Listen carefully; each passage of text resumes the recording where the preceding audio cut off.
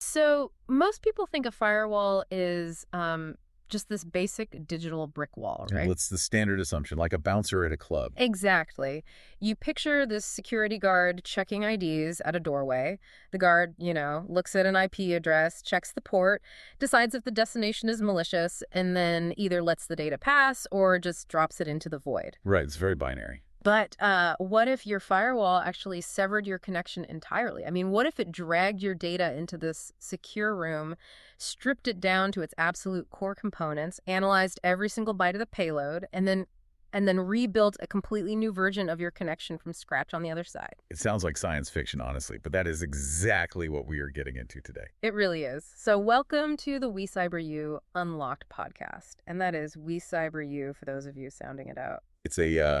It's a radical departure from traditional networking. Mm. And the stack of technical documentation we are unpacking today on application-level gateways, which are more commonly known as proxy firewalls, Yeah. it's going to completely change your perspective on enterprise security. Oh, absolutely. But before we jump into today's deep dive, I need you to do something for me.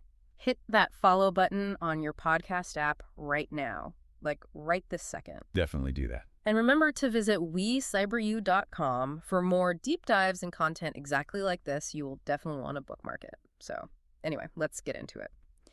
The traditional stateful inspection firewalls most of us are used to, like the ones running in our home routers, they are really fast. Super fast, Yeah. because they don't do a whole lot of deep thinking. Right.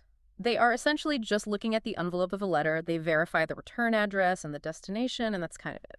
The proxy firewall we're looking at today, though, doesn't care about the envelope. It cares about the actual letter inside. Which fundamentally alters the entire architecture of a network session.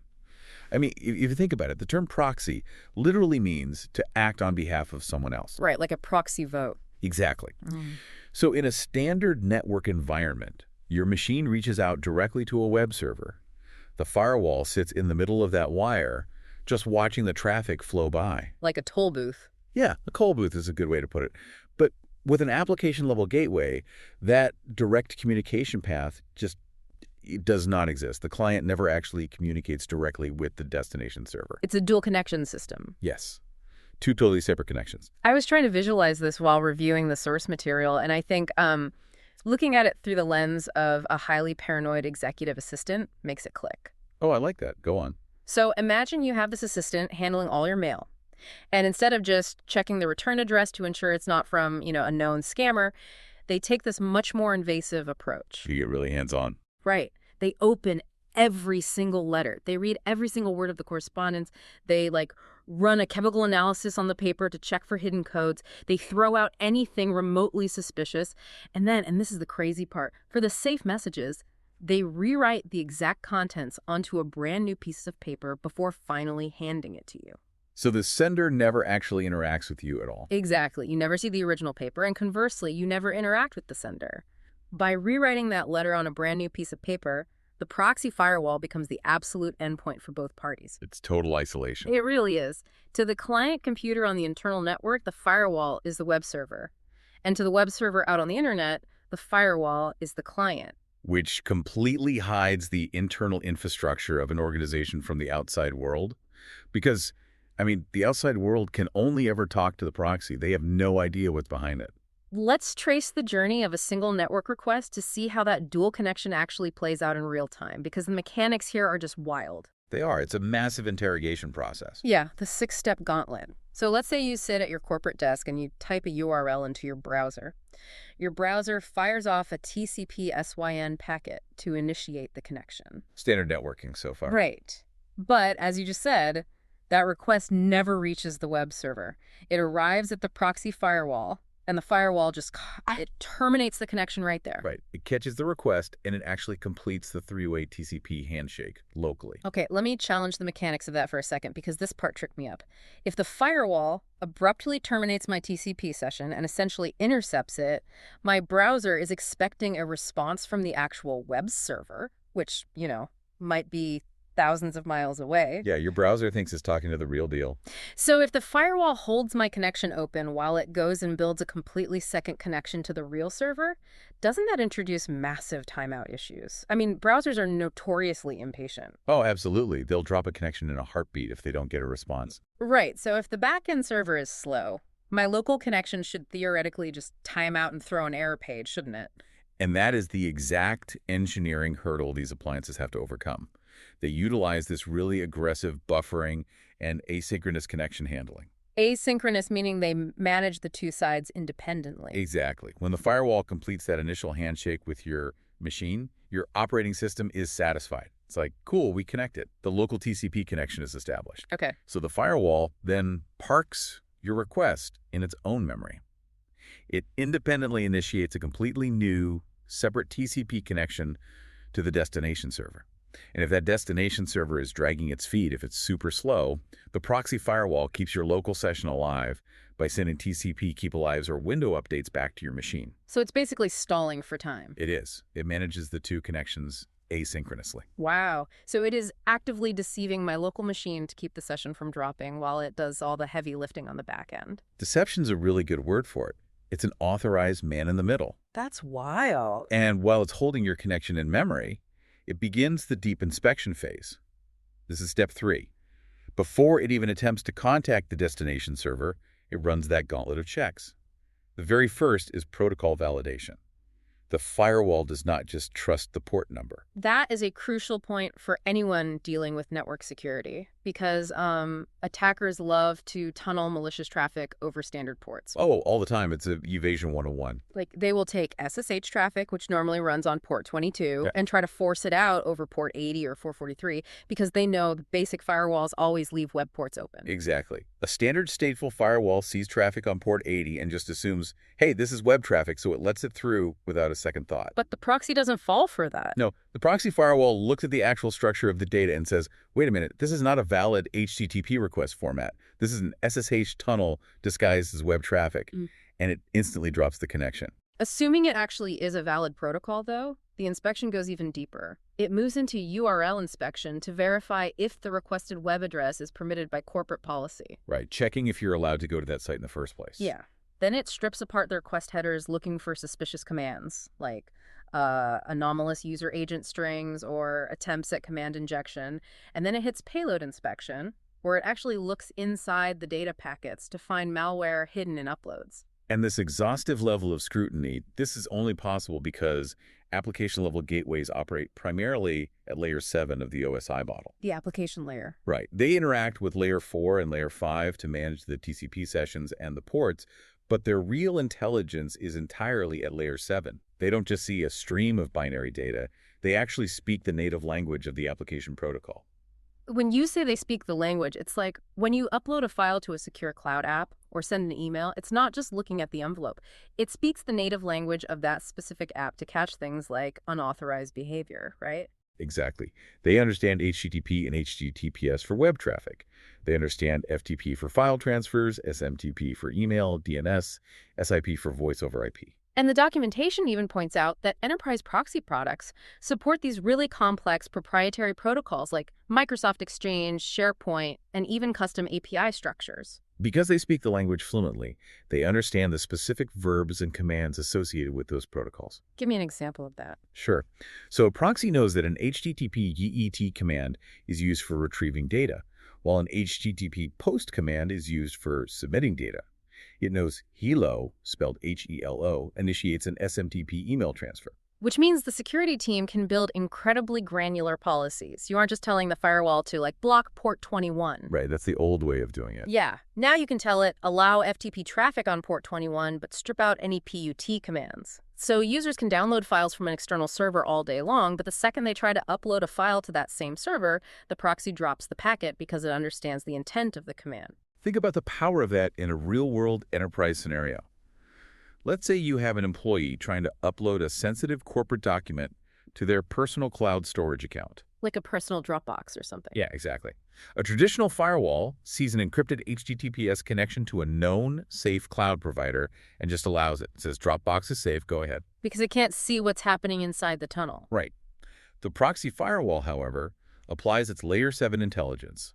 It intercepts the traffic, recognizes the specific API call being used to upload a file, maps the employee's IP address back to their specific Active Directory group, realizes that this user does not have authorization to upload files to external storage, and blocks the action seamlessly. That leads perfectly into the firewall's true superpowers. I mean, to pull off that exact scenario you just mentioned, the proxy relies on deep packet inspection, or DPI. It is looking way past the packet headers and digging into the actual payload itself. And that is what enables malware detection. Right. Because the proxy is terminating the connection, it can actually reconstruct the entire file being downloaded in its own memory. Like, it pieces the file back together, scans it for polymorphic malware or viruses, and only if it comes back totally clean does it forward those packets to the user's computer. It also enables data loss prevention, or DLP, which is basically the outbound equivalent of malware scanning.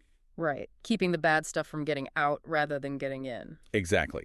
Instead of looking for viruses coming in, the proxy is scanning the payload for sensitive information trying to get out. It can use regular expressions to spot data formatted like credit card numbers, social security numbers, or even proprietary source code. And if it detects a match, it severs the connection before the data ever leaves the network. Okay, but there is a massive elephant in the room here. We are talking about the firewall, reading the contents of these payloads. It's looking for credit card numbers and file uploads. But a vast majority of internet traffic today is encrypted. Almost everything is HTTPS now. Right, everything is HTTPS. So to a normal firewall, an HTTPS connection is just a stream of scrambled, randomized data. You cannot scan an encrypted payload for malware because you cannot read it. Which brings us to the most computationally heavy and arguably the most fascinating capability of the proxy firewall, SSLT-LS inspection. Wait, let's unpack the mechanics of this because honestly, it sounds like it should break the internet. It kind of does locally. The entire point of TLS encryption is end-to-end security. If I connect to my bank, my browser uses a digital certificate to establish a secure encrypted tunnel directly to the bank's servers. Right. If any device in the middle, like a proxy firewall, tries to intercept and decrypt that traffic, the digital signature won't match anymore. The math breaks. Exactly, the math breaks. My browser should immediately throw a massive red invalid certificate security warning and block the connection.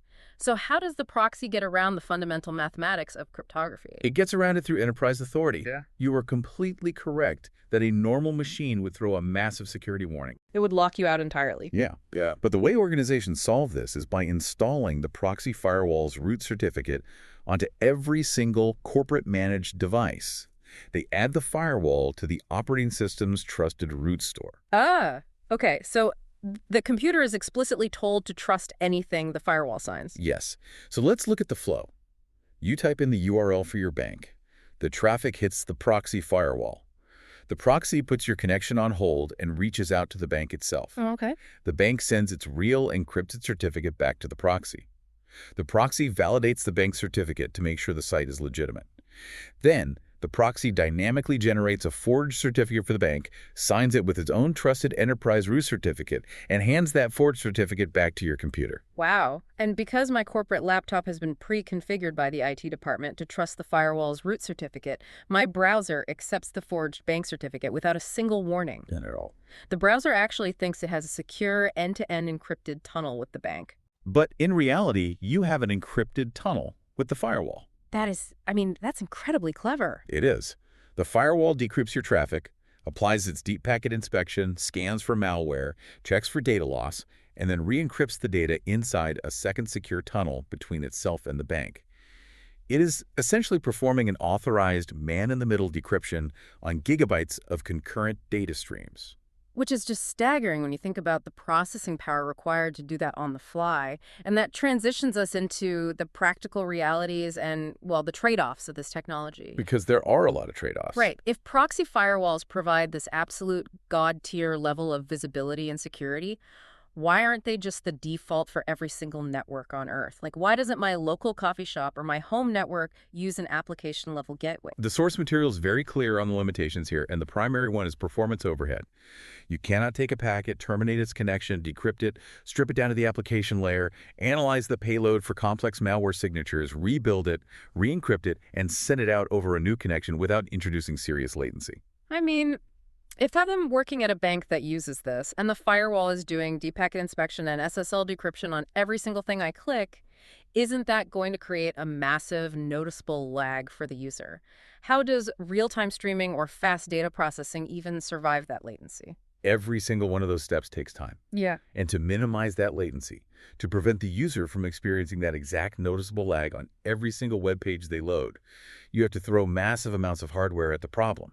The CPU cycles required for AES decryption and encryption alone on thousands of concurrent streams are immense. So you can't just run this on a cheap router. Not even close. Yeah. You need highly specialized, incredibly expensive hardware appliances just to keep the network functioning at a usable speed. It's a brute force solution in a way. And beyond just the hardware costs, the documentation highlights the human capital required too. Complex configuration is a major barrier. Oh, designing rules at layer 7 is an entirely different discipline than basic port blocking. Security teams have to actually understand the intricacies of the applications they are securing. Right, they can't just say block port 80. Exactly. They have to map complex Active Directory structures to granular application behaviors. Maintaining those rule sets without accidentally blocking legitimate business traffic requires a dedicated, highly skilled engineering team. And if the company grows, you run into the scalability limit. You can't just push a button to double your capacity. You often have to purchase and deploy entirely new physical proxy appliances or design incredibly complex cloud-based scaling architectures to handle the increased traffic volume. Which is why you generally only see these deployments in environments where security mandates absolutely outweigh the costs and the potential latency. Like where? The documentation lists financial institutions, government agencies, healthcare organizations, and massive enterprise networks. High-stakes environments. Exactly. These are environments where a single compromised endpoint or a single exfiltrated database could result in catastrophic regulatory fines or national security incidents. In those environments, trusting the envelope is just not an option. You have to read the letter. You really do. So, looking at the entire landscape we've covered today, the core takeaway from the source material is that application-level gateways proxy firewalls represent the most thorough, invasive, and effective form of network boundary defense available. Without a doubt. By completely severing the connection between the client and the server, acting as a true middleman, and inspecting the raw application data in its native language, they intercept threats that traditional firewalls cannot even see. They force malicious actors to try and bypass an intelligent system that understands context, rather than just a dumb filter that only understands ports and IP addresses. It is a truly fascinating piece of engineering. But I want to leave you, our listener, with a final thought to mull over. Something that builds directly on the mechanics of that SSL/TLS inspection we discussed earlier. This is the part that keeps security admins up at night. It really is. We established that the proxy firewall intercepts your secure connection. It spoofs the certificate. It decrypts the HTTPS traffic so it can inspect the payload for malware or data exfiltration, and then it re-encrypts it. Right. And the intention is purely security. But consider the physical reality of that process. That means for a fraction of a millisecond, deep inside the memory banks of that hardware appliance, the firewall holds all of an organization's most highly confidential data in plain text. Everything. Every corporate password, every proprietary trade secret, every internal HR complaint, every piece of financial data, it all exists unencrypted inside the proxy. It forces us to ask a rather uncomfortable question. If the proxy firewall is the ultimate security guard, reading all our deepest secrets to ensure our safety, who is guarding the security guard? That is the million-dollar question. When a single appliance becomes the repository for all decrypted data in transit, securing the appliance itself becomes the single most critical objective in the network. Definitely something to keep in mind the next time you log into a secure portal from your corporate laptop. For sure. Well, that wraps up our deep dive for today. A huge thank you to everyone tuning in to the WeCyberYou Unlocked podcast. Please remember to hit that follow button in your app and head over to WeCyberYou.com for more deep dives into the hidden systems powering our digital world. Until next time.